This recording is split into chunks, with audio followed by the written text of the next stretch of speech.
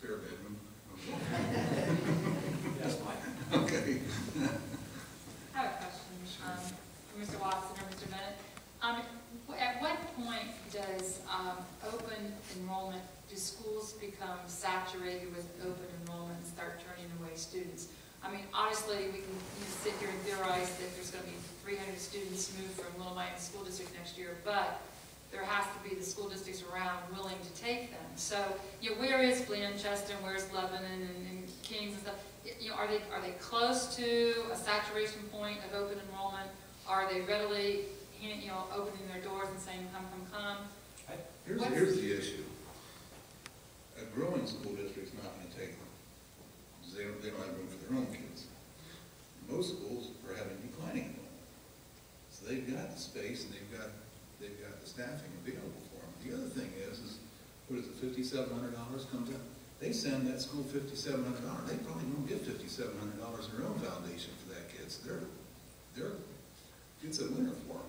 Yes, so they're not going to be turning it down. I think that's right on it. And what I'm seeing, like every school district and every school leader that I'm talking with around us is making it on a case by case, year by year, how many I can take each. And they're just playing it to benefit them. But what I've seen this year more than any is Princeton, Mason, Reading. I mean, things outside. You think of open enrollment just around our perimeter. I mean, they're expanding out. I'm trying to think of the one.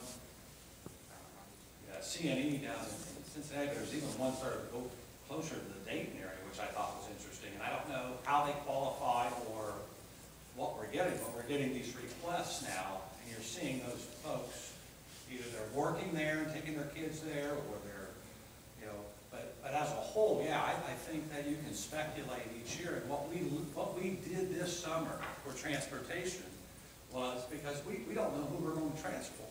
And it's hard for us to make a plan when you don't know how many people are going to leave each year. We literally called our boarders and said, what are you thinking?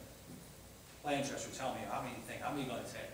We know Kingston will take, what, 26 or 46 or something like that, or something like that. We know they're closed off. They're going to do it each year. So that's a really good point. I think it's just every summer we sit down and start calling around and asking, just to try to get a handle on planning for the fall and how to transport.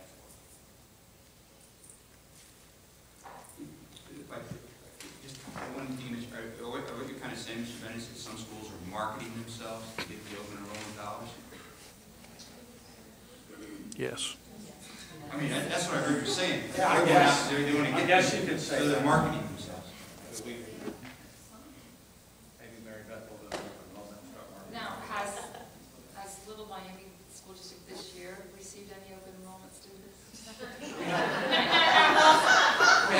Funny question, but yet not funny. No, it's a I'm all good serious. question. There might be a reason. Our Board of Education closed open enrollment years ago because of the intense growth that we've had. And we're just now starting to have some conversations at our local board meeting asking Sean a question about exactly what we're talking about to see if we need to change policy to benefit us in some way. Is that accurate, Mrs. Amber? So, yeah, years ago, because it was so fast, so quick, we didn't have the building projects in place, we had to stop open enrollment altogether as a policy and say we just can't. We want to take care of our own, and we're going to grow. And we were growing 220, 250, 280 a year because of the new construction. We had to close open enrollment policy here. Now maybe we're at a time to start talking about it.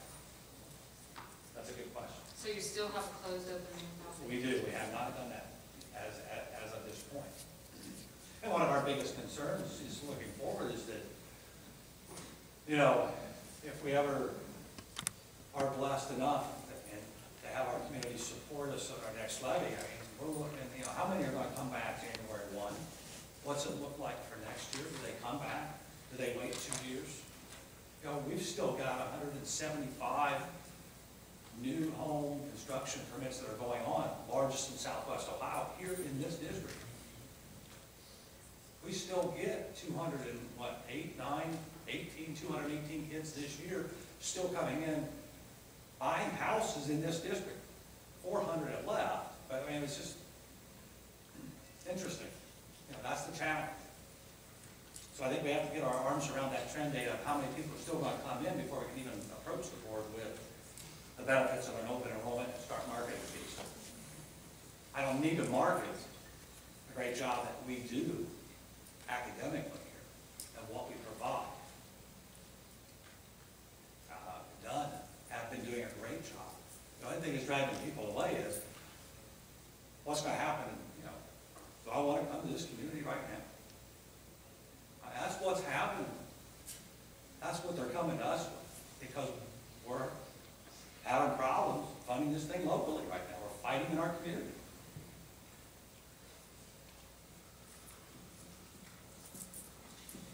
Further questions, please? Good discussion. Thank you, gentlemen, for giving us all this good information. I see that the utility savings is working.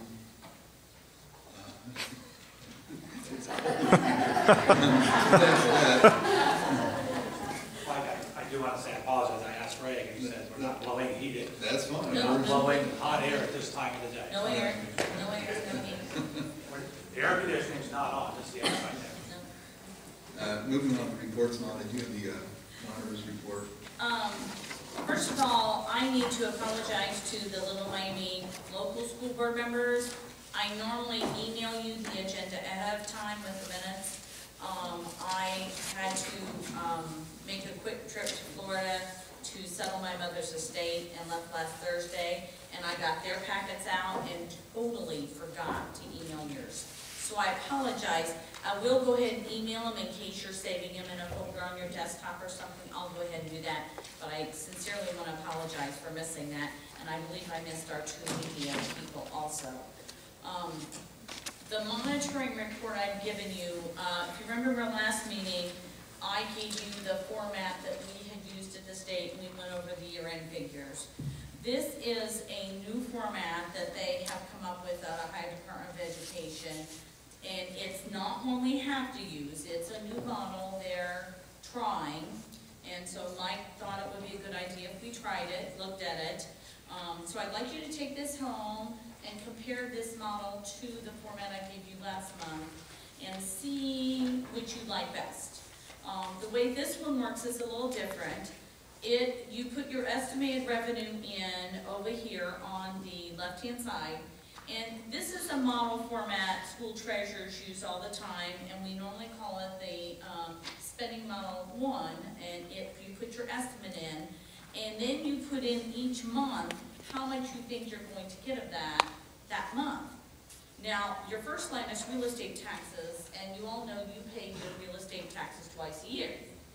You pay them in February and you pay them in July.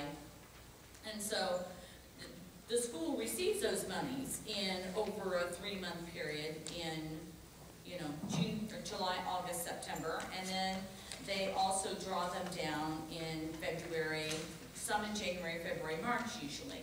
So you break it out by the month you're going to be receiving money, and then it gives you an estimate about how much you're receiving each month so that you can see how much of that impacts that budget. And it goes right down the line. Your tangible personal, you don't get, you also get, it's a tax, so it doesn't come very often. Your unrestricted is your state foundation, you get it monthly. And so we plug in a monthly figure, and you see the first 6 months are on the first page, and the second 6 months are on the second page.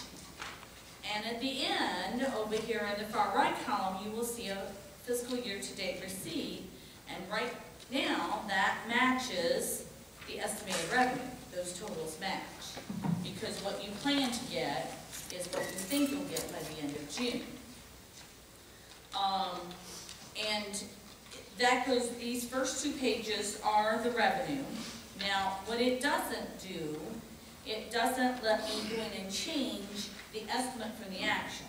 So the July 2010 and the August 2010 are their actual receipts and also expenditures in those proper areas. So July is what they actually took in, August is what they actually took in, and the rest of the months are still estimates. So, I would like them to revise the model so we can at least say, you know, in July, that's actual, not estimate. The other thing that kind of bothers me is it doesn't give us a total or a compounding estimate, or compounding so that we can see how close our percentage is at the end of a period to what it should be. How close you're getting. Because by the end of March, you should be 100% of what your real estate taxes are going to be for the year. Okay, so the numbers that are in the columns, July, August, they're the estimated. The July and August are actuals, because I plugged those actual figures in. From September on through June are estimates that will come up with the total, so that your estimated revenue in the left-hand column matches your fiscal year-to-date right now on the right-hand column. So how do I know if you met the actual or the estimate? How close it was to the estimate? Well, what you're gonna do is we're last not, month and well, or what I'm anticipating doing is not, once we get in, once you approve, we've got Sean's permanent appropriations to approve tonight. Once his forecast is done next month, we will use that forecast to correct these, and so we will be in line with his forecast, which is what we want to. Once that's in, and we tweak anything, then you don't change the figures in the columns except the actual. So I think that estimate revenue receipt at the end, in the far right column on the second page of revenue, then should reflect how close we came in to what we projected on page 1. well, what I'm saying now is general property tax. $1,900,000 next month is estimate. That would be his settlement, final settlement. That's his estimate. Yeah, that's an estimate. What if it comes in at 1,400? All I see is 1,400. I don't know if he met his estimate or not. Right, well, that's, what I'm saying What I'm is, saying, I need to have the estimate with the actual compared right, well, if this is your estimate based on the forecast, per year. and we plug those in appropriately, the fiscal year-to-date receipt at the end will show how close we are with estimates and actuals total. Well, this was, I know. well, you know, you monitor it all year to see with the estimates of the months that are left and the actuals received to date, then how close you are to the original estimate. So, well, you can talk to Janet about changing it how you want it. So anyhow, this is the format we've tried to take. And then third page then starts with the expenditures. And again, I plugged in actual July expenditures and actual August expenditures. And the rest are the estimates. And, you know, the first page goes through December, and the next page goes then through June. And again, right now we're at 100% on those areas. Now, there are lines for the stimulus money, which is called SFSF, and Ed Jobs. Those are plugged in, and we'll eventually break those down based on the amount that's being used in there. And the Ed Jobs money and stimulus money are also in the revenue on the very first page. How much we anticipate getting in the stimulus and Ed Jobs this year. The Ed Jobs should be right about a little under 464,000. Right now it's 463,787, and the state said that could vary a little, so we're saying a little under 464,000. So that is in there. So anyhow, and the very last page, we don't have any outstanding general fund debt. I threw in a couple notes from the board meeting that, you know, the board approved the current appropriations and the waiver for set aside, so that we know they've already approved those things. And then there's a place for us to put in the actual staffing, bank reconciliation,